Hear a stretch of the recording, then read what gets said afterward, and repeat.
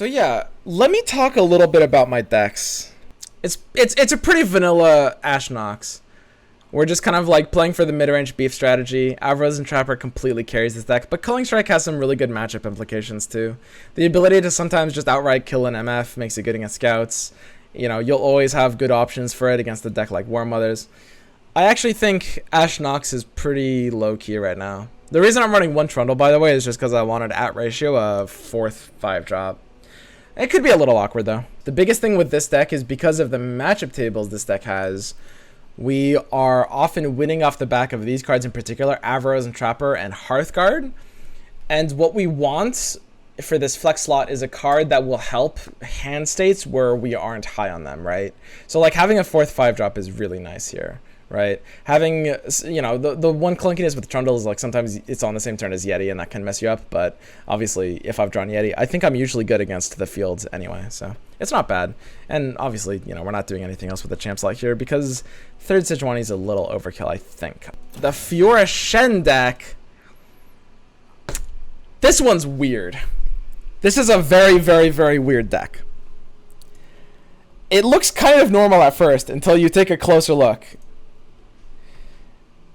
Normally, Fiora Shen decks play very slow. They run single combat, they play Concerted Strike. They often are running either Prismatic Barrier or Spirit's Refuge. It's a grindy out value deck. And they're even often running the 9 mana card, Brightsteel Formation. This is built almost more like Scouts in terms of its very early curve. I think Sharpsight changes a lot of how this deck wants to be played. I actually want my spells to curve a little bit lower. And I really favor Resolve and Sharpsight's ability to cheaply hit a card like River Shaper. I also think barriers kind of suck and are sort of a bait meme strat. I don't think Fiora Shen wins off of Shen leveling up. I don't think I mean, at the end of the day, the only reason I cut the Green Glade Caretaker is just because I don't think barriers are really worth running a lot of right now. And against something like Scouts, I'd much rather have Cithria on turn 1, because I can actually trade with their Cithria. That's a big deal. Against War Mothers, I'd much rather have Cithria on turn 1, because it's a 2-2 instead of Caretaker. Caretaker, I think, just like doesn't really hit enough once the barriers are gone, and I don't think running a ton of barriers are really good enough in this deck. This isn't a barrier deck. This isn't a Shen deck. I'm running Shen because I need a 4-mana card. I need a 4-mana card, and it's still a good card. You know, it still gives barriers to the challengers. It's a 4-mana 5/3. It synergizes with this deck a lot. But I think people are, at least historically, people have gotten a bit baited by, let's run a ton of barriers. I think that made the deck slower than it needed to be. And I don't think Shen's level up actually really matters that much. I think Shen wants to be a 4-mana 3/5 that gives 1 or 2 barriers, and that's great. I think River Shaper is in a similar vein. River Shaper is great with this curve of deck. It helps us not run out of steam, and we have just as many ways of protecting it. At the end of the day, like, we're not really using Prismatic Barrier on River Shaper, right? What we're using is Sharpsight and Ranger's Resolve, right? The way to think about it is, like, the inclusion of Sharpsight into the game kind of changed everything, right? Because, like, Sharpsight is kind of a better Prismatic Barrier. And the thing is, now that we have the ability to run Sharpsight, suddenly Prismatic Barrier doesn't fit. That's too many combat tricks. And suddenly the barrier identity just starts to collapse. Like, I have the combat tricks I need to keep my guys alive. I don't need barriers. They're overcosted. Leveling Shen is a meme. And it is true that, like, sometimes the Green Glade lady does go off. You know, that can happen sometimes, but I'm really just not insanely keen on her. It's pretty rare that it actually ends up mattering in any significant way. You guys know the drill. These are 8-person invitationals. Double elimination. No ban format. We're bringing Ash Noxus, as well as a very weird version of Fiora Shen. In this tournament, we're playing against a lot of interesting players, a lot of interesting matchups. I was expecting to see a lot more, like, you know, Freljord, Shadow Isles Controlled, War Mothers, or Feel the Rush. There's actually only 2 out of 8, which is very surprising. Well, out of 7, kind of. we're seeing Nocturne and Dur, discard aggro. Bones is bringing War Mother's Call and Swain TF, which is a very classic Bones build. Bones was always going to bring War Mother's Call and Swain TF. He was talking to me yesterday, he was like, man, I don't know what to bring, and I, like, of course he was going to bring War Mothers and Swain TF. Nick is bringing Nightfall and discard aggro, going for like a full just jam-fisted and aggro package, which is brave, but it might actually work out. At the end of the day, like, so much of tournaments is just kind of predicting the field, and this was a weird field, you know? I would not have brought double aggro to this tournament, but honestly, given the decks we're seeing, it's definitely not going to be bad. I brought Shenfiora and Ash Noxus. Zinc, my first opponent here, brought SI Go Get It like a full Fearsome Allegiance deck, and Vi heimer. Actually a little scary against us. Greenseers brought the same general lineup, Ash Nox and Fiora Shen. A Real Key is bringing SI Feel the Rush, which is, yeah, like War Mothers, and Scouts. And Void is bringing Karma Lee and Scouts. Now, Karma Lee is very interesting. This is like Aegigis's version of Spooky Karma. I think it's his version. But it's the one that runs Lee Sin as well as Karma, which is, I think, pretty good, but does have some very polarized tables. So it's going to be a little dependent on just how the matchups go. Let me go ahead and pull up the list on the side. We're going to start with the Fearsome deck. Because tournaments are so much about, you know, knowing what you're playing around at any given point. It's a completely different experience than ladder. I will be making sure that I have it pulled up on the side, and I'm playing around specific key cards. Trapper off the bat is what we need in this matchup. Rest of the hand isn't as good, but Troll Chance is very usable. One card off of a good hand here. Honestly, how bad is it to just Culling Strike that? Isn't my Culling Strike not getting better this game? Seems pretty good to Culling Strike that.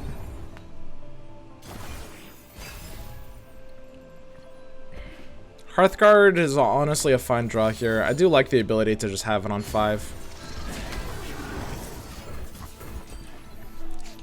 So I can't have played the Avaroos and Sentry. And this is really why. They're an aggro deck. We're trying to stabilize. Most importantly, their deck rocks Fearsomes. That's how they work.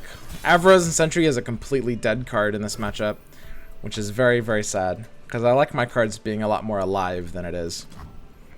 On 4, we do draw the Yeti nice and early. Exactly what we want. And so far, this is working pretty well. The Culling Strike wasn't bricked out. He did a Risen Mist attack on turn 3, which I think is pretty weak for his range, actually. Like, spending 4 mana for that so early, honestly, is often not worth it.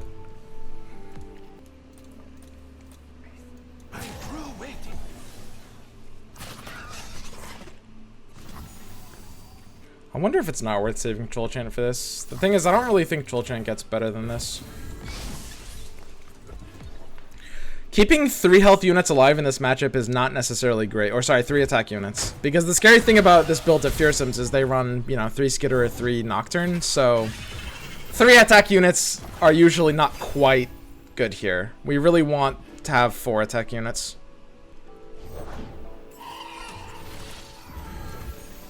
But 5/5s do really incredibly well against Fearsomes. All we need to do is basically force reliable 2-for-1s. We've got our Hearthguard on 5, which is exactly what we need. And we now see the terror of 5/5s to his board state. Like, his deck really has a very hard time dealing with just, like, this immense pressure of just, like, I'm going to keep spamming 5/5s. I can Sejuani into this attack. That should be fine. If he plays another Mistwraith, I mean, we can kind of no longer attack with our 5s, which is fairly bad. But I think I have to play this Sejuani now while I can. I mean, I have the potential to open pass. I think he has to play into me and not the other way around.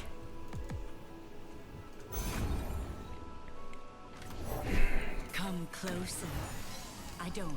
And now it's really hard for him to have the Mistwraith. That should be basically out of his range. What he could have is Go Get It, which is kind of actually a little cute here. I mean, he is basically gonna have to develop into me. He has no good blocks to this. I could save my Sejuani for a defensive turn. I think that's silly. We really have nothing else to do here.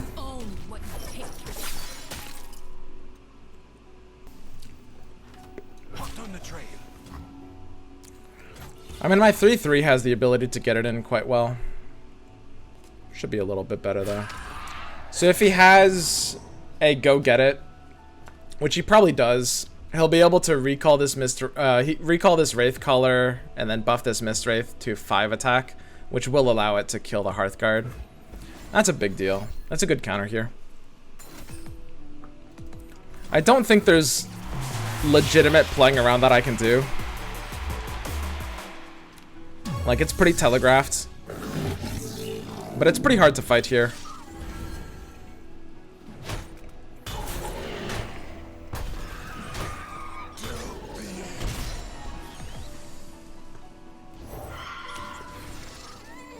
Having a freeze heavy hand is really not bad. And the Trapper won't be useless even if he does something like a Skitterer. That's one too many freezes for sure. The fact that my health is high here is good. The problem with this situation, though, is that the Mistwraiths will literally just kind of, like, eventually threaten to outvalue. Oh, him open attacking is very good for me here, then. That is nice. Because, like, we actually have no way to punish development, but we have lots of ways to punish open attacks. We could use a bite. So, I mean, I can, like, Harsh Winds and kill both Mistwraiths. My 3/2 is not going to be very valuable. These sentries are potentially losing me this game, which is really sad. He does have potentially good answers to this 5/1. The calm before the storm. No unspeakable horrors in that version. Yeah, I think I basically just have to Harsh Winds to keep both of these alive.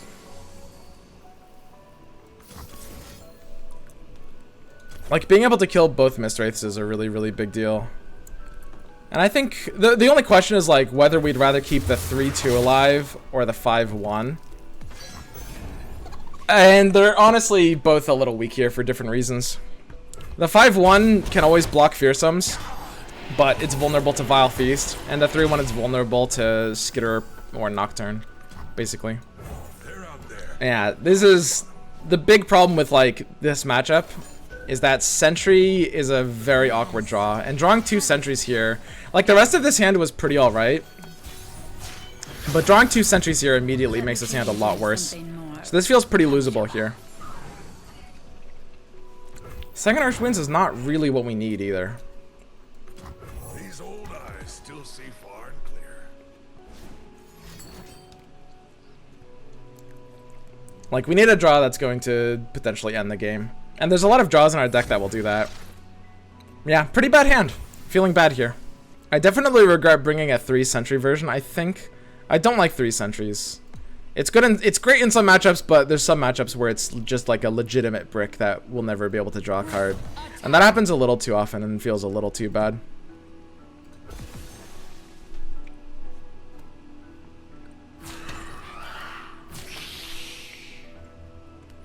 He's letting me draw off the Sentry. That's interesting. That's a little confusing to me. I don't think there's any reason at all for him to kill the Sentry. I mean, his entire board is having fearsome anyway. The sentries aren't blockers. I mean, if he lets me draw 2 here, I feel in pretty good shape.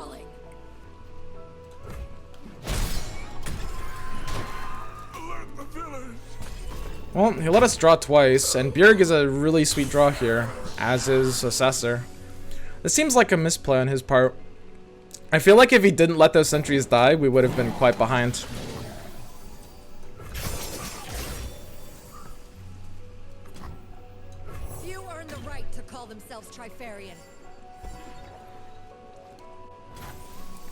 So we have to watch out for Atrocity.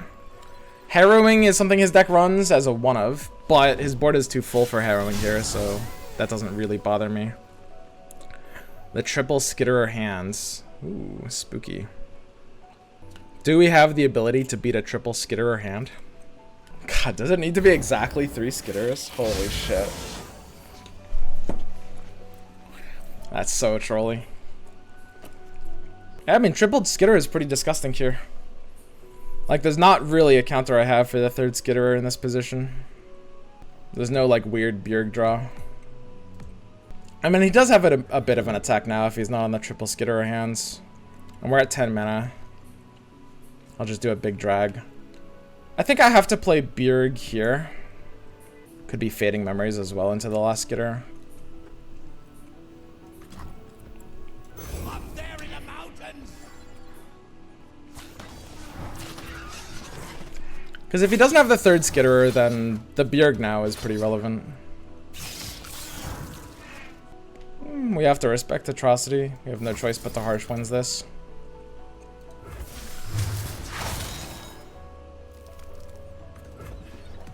He's trading down his entire board here.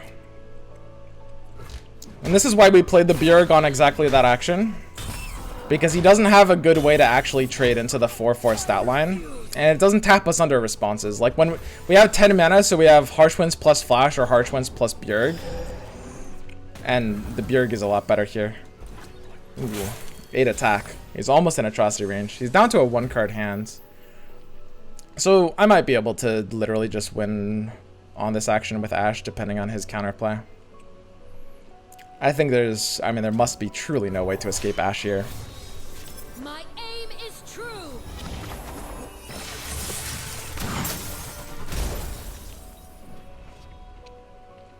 All the world on one arrow.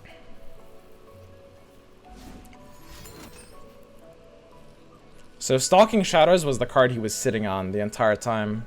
The card remaining in his hand is the one he just top decked, which lowers the chance a lot of it being something like Atrocity.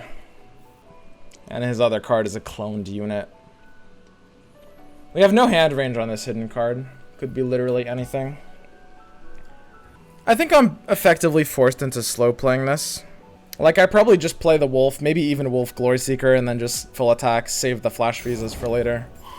Wow. See, the thing is, now if his last card is Atrocity, if the card he just drew is his 1 of Atrocity, which is literally like a 1 in fucking 26 chance of happening, then I actually need to keep Flash Freeze up or I could lose. That's so funny.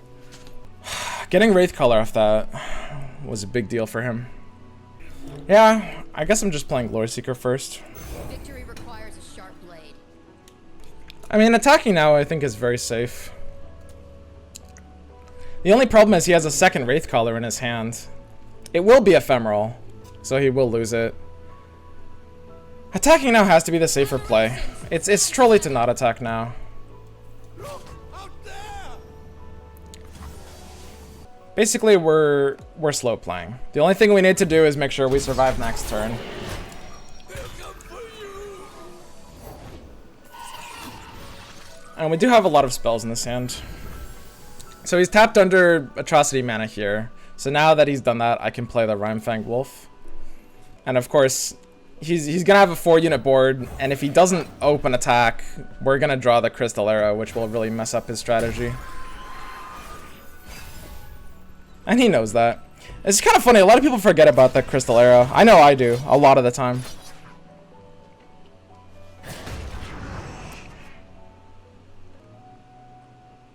Wow, am I troll chancing the other one? Holy shit.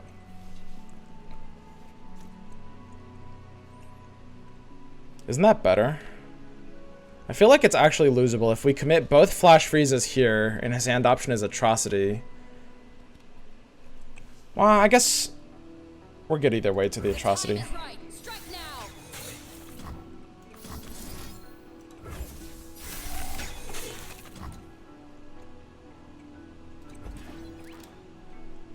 Man, me too, dude.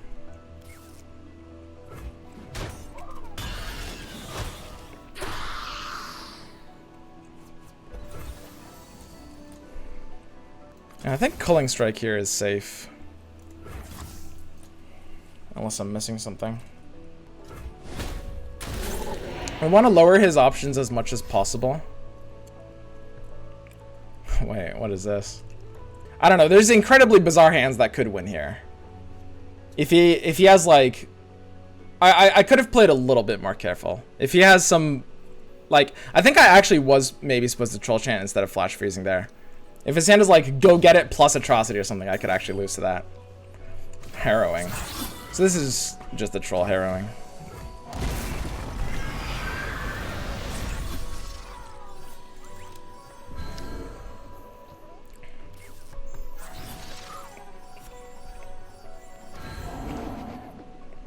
Maybe single atrocity can beat us now.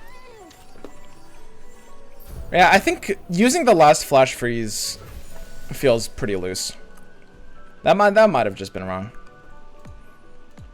It's still like really rare that that happens, but I think the flash freeze is a little too much of a safety card. I should have been comfortable going down to 1 health there. It's a little unfortunate.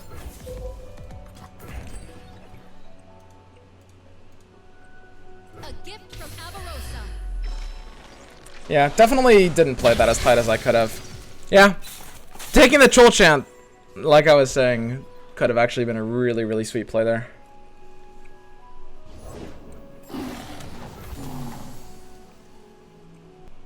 I mean, I don't see any way he survives this. Sharpen the blades, secure the kill. It was right on my tail. For glory.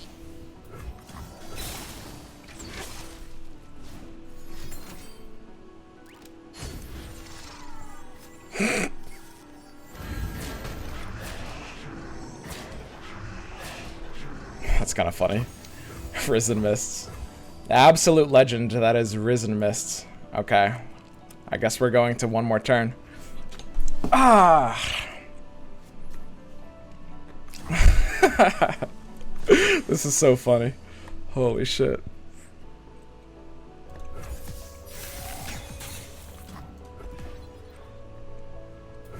Seems good. Yeah, I didn't think he'd be able to survive that turn, but I can't think of any draw that gets him there on an empty hand here. This game has gone on surprisingly long. Normally, this is like, you know, aggro versus stabilizer. Normally, I've either lost or won basically on turn like 6. The trap is set. All right, gotta be good this time. That was a really hilarious Risen Mists, though. Truly. I'll cut them apart. You're mine. Face me.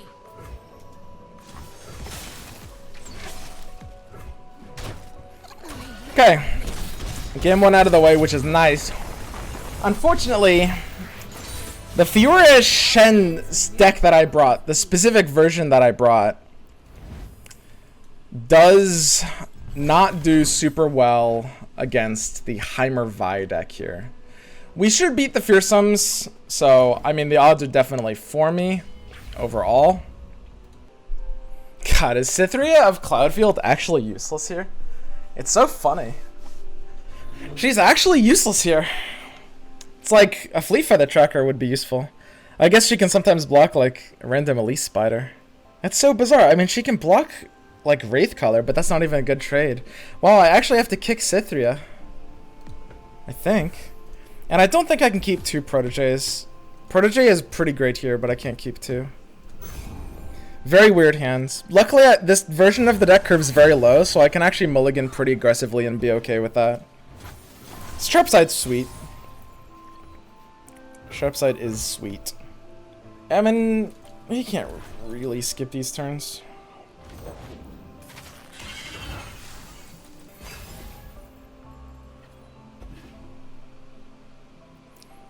I mean, he could do another Risen attack and deal 5 here. 3 is pretty slow. Laurent gives me pretty much the best open attack into most boards like this. Who does not know the name Laurent?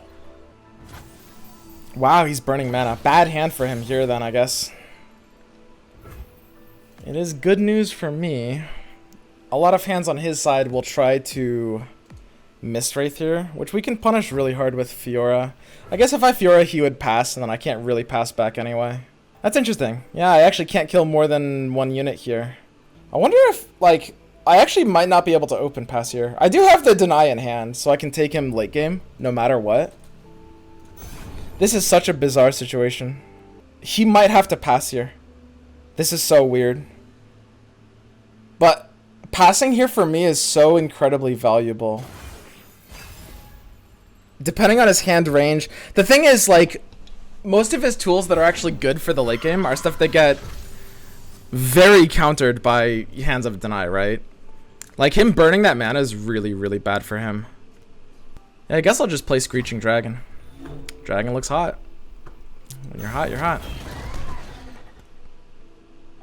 We're not going to keep the mana up here. Could be Risen. Yeah, I don't mind doing a sharp side block on something. I'm pretty okay with that, actually. If I'm doing a sharp side block, then I can keep both of my units out of Vile Feast range. And Vile Feast is very much in this guy's range, so that's actually pretty relevant. Actually, Screeching Dragon dies to Vile Feast if he uses it during the combat, which he actually would here. Yeah, I guess I keep both of my units out of Vile Feast range by using Sharp Sight. Like, if Screeching Dragon were to die to Vile Feast there, that would actually be really bad. I mean, I do want to be using Sharp Sight pretty aggressively here. I'm pretty happy with this.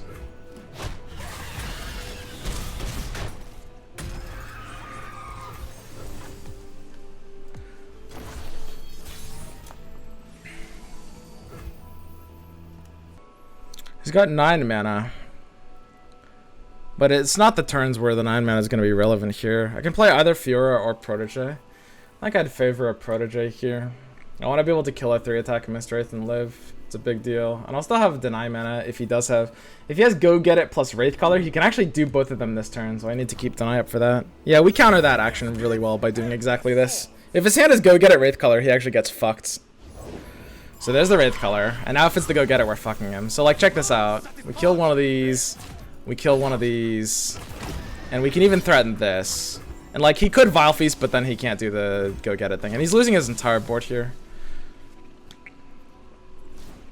And if it's Go Get It, we have the, you know, the ultimate counter, which is Go Get It's the scary thing here, but we've got both denies. I'm very happy to just use one like that. And we feel very good here. I've got the second deny as a safety card. I think our pass turn 4, honestly, I still don't know how I feel about that pass. It could have been really dumb. I think it might have been genius. I don't know. There's some passes in this game that are very, very, very weird. That's definitely a big decision point to evaluate. But I'm at 11 and I've got the deny in hands, which is safe. In this matchup, because he's running Harrowing and Atrocity and 3 Go Get It, I like having a deny in hand. If I didn't have deny in hands, then there's much more to have to play around here, basically. And he's really not going to get great attacks. I guess I can theoretically stop his entire attack just by playing Brightsteel Protector.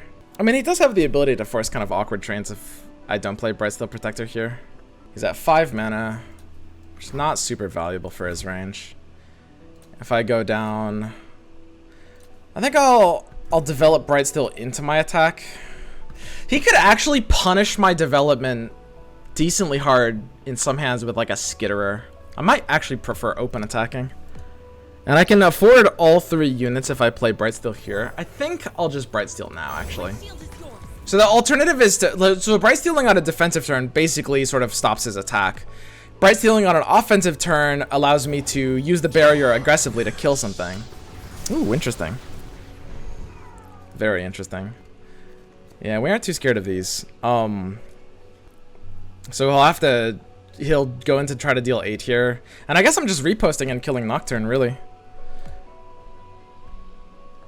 Alternatively, I could play the Fiora and then threaten both of his cards. I guess that's better. Always 2 steps ahead. Playing Nocturne here was interesting. I guess he's got an awkward hand.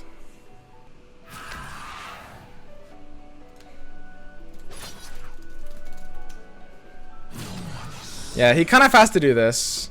And at 1 mana, he basically has no response to anything here. I mean, the only thing he can play in his deck at 1 mana is Fading Memories, which obviously doesn't affect the board.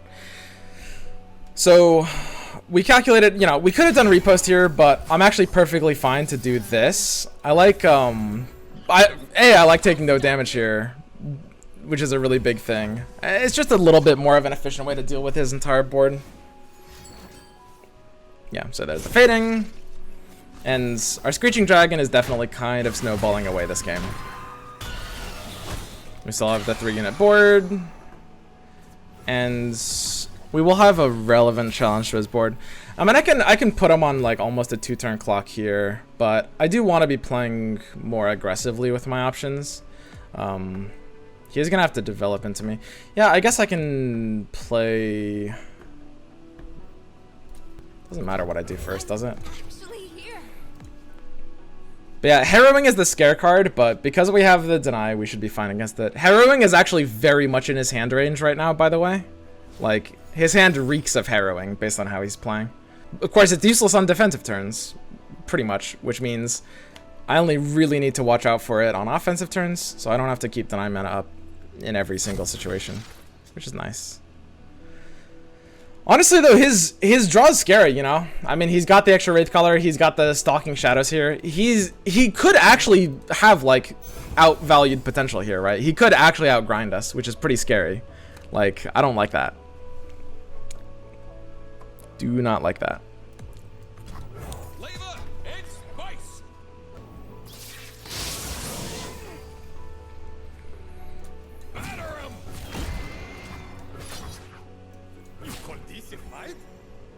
This feels alright.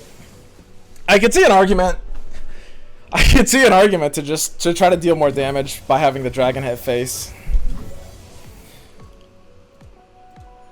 But if he uses an entire turn to Harrowing, I think we can basically just kill him afterwards. I'm definitely a little scared of his long-term potential. I mean, that deck can take a very long time to run out of steam sometimes. Like, if he draws... Like, he didn't have an early aggressive hand, but he's got a lot of late game value. He drew, like, double Stalking Shadows. He's drawn 2 Wraith Collars. A little scary. And we only really have 1 fearsome blocker. A 3-attack unit, we never assume is a fearsome blocker, ever. So it's not Harrowing this turn. We're going to wait to Protector for him. He's going to play a Skitterer or a Nocturne here, probably. His hand actually reeks of second Nocturne. I think I can't play the Protector yet. He kind of has to play a card here before attacking. So there's the second Nocturne that we put him on. And now I can play the Protector, which feels a lot better. So we're obviously just going to barrier up the Screeching Dragon here. That's a no-brainer. And we've even got Repost, which allows a fearsome block plus just, you know, killing something, winning the exchange for free. On 3 mana, he can only really have Vile Feast that affects the board here, which does have the ability to... I mean, it could, like, kill my Screeching Dragon, which is a sad story. I don't like that story where Screeching Dragon just dies. Yeah, I guess I just repost the unit I care about the least here, which I guess is... Cythria? Could be War Chefs on this kind of board state, honestly. I mean, he can't +1 health his units. All he can do is take... barrier off of one of mine. War Chefs... The Lorn Protege doesn't need the War Chefs to threaten the Mistwraith next round. Yeah, I guess I'm actually getting rid of this War Chefs here.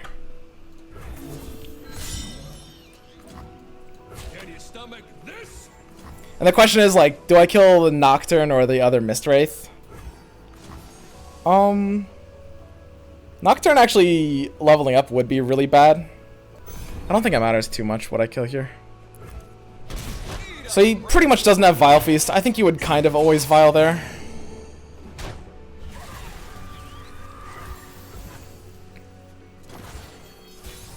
Yeah, that's fine.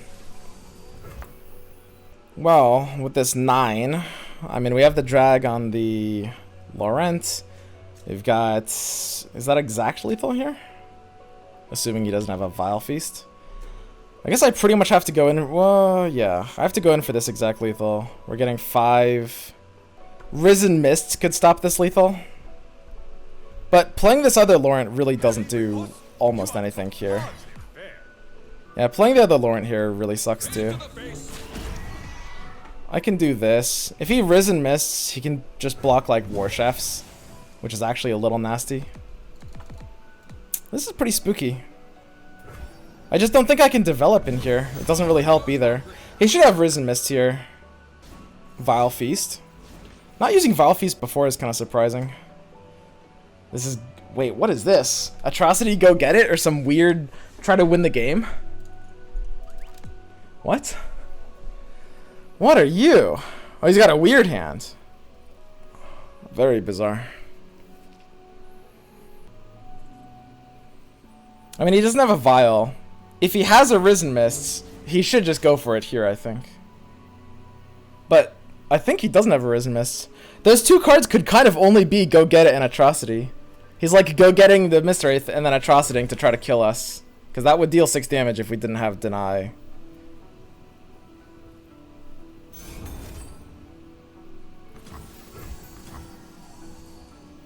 I mean, so if I deny that, we're always good no matter what, right? I think I literally have to deny that, unless his hand is like Vile Feast Harrowing or something weird like that. I do think I have to deny this. I don't know. I could see some like crazy big brain, but there's just no way Vile Feast is in his range here. There's just no way. Like, it would have to be the most 9-head shit ever for him to actually... The way he played that last turn and this turn, it would have to be insanely 5-head to have Vile Feast there. That would be really ridiculous. Okay, so we get exact lethal. Clean 2-0 on the first match of the day. So we advance to match 2. Nice. We got it in nice and early. Good start.